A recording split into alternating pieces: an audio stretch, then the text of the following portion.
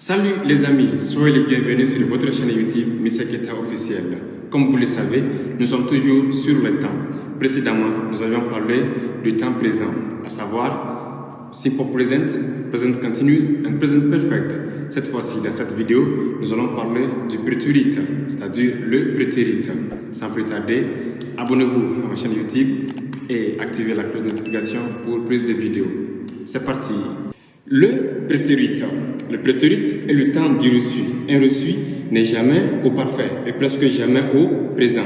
Le prétérite, également appelé simple past, est le principal temps du passé, exprimant toute action terminée. Il se construit en rajoutant la terminaison -ed à la fin du verbe s'il est régulier. Exemple, I washed the floor yesterday. I washed the floor yesterday. Ce qui veut dire j'ai nettoyé le sol hier.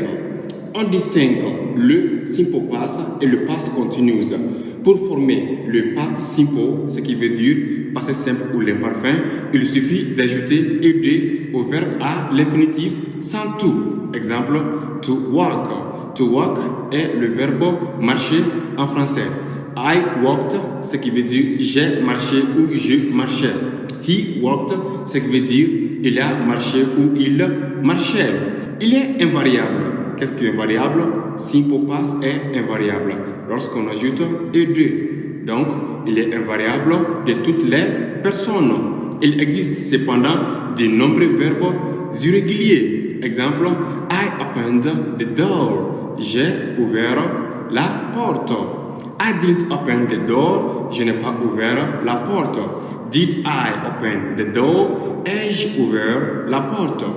Ces emplois, on l'emploie lorsque l'on parle d'une action complètement terminée.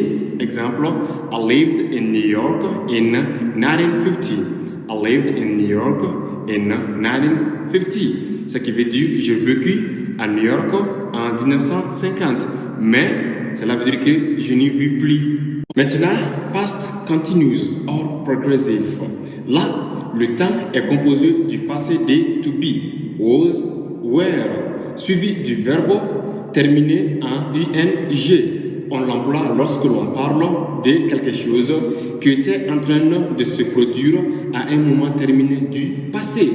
Exemple, I was walking when I met her.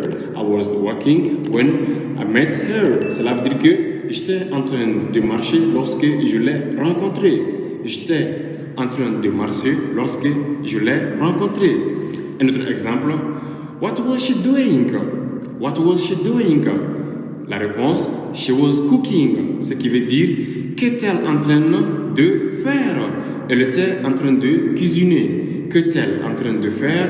Elle était en train de cuisiner. NB. On peut donc traduire ces deux formes past simple ou past continuous par l'imparfait. N'oubliez pas, on utilise le prétérite pour exprimer une action passée, terminée et située de façon plus ou moins précise dans le passé, soit par une expression étant, date, construction avec ego, soit par le contexte. Exemple, he came back to his country after World War II. He came back to his country after World War II. Cela veut dire qu'il est revenu dans son pays après la Deuxième Guerre mondiale. Il est revenu dans son pays après la Deuxième Guerre mondiale. Un autre exemple, I flew to Nairobi last month. I flew to Nairobi last month. Cela veut dire que je me suis rendu à Nairobi en avion le mois dernier. Je me suis rendu à Nairobi en avion le mois dernier.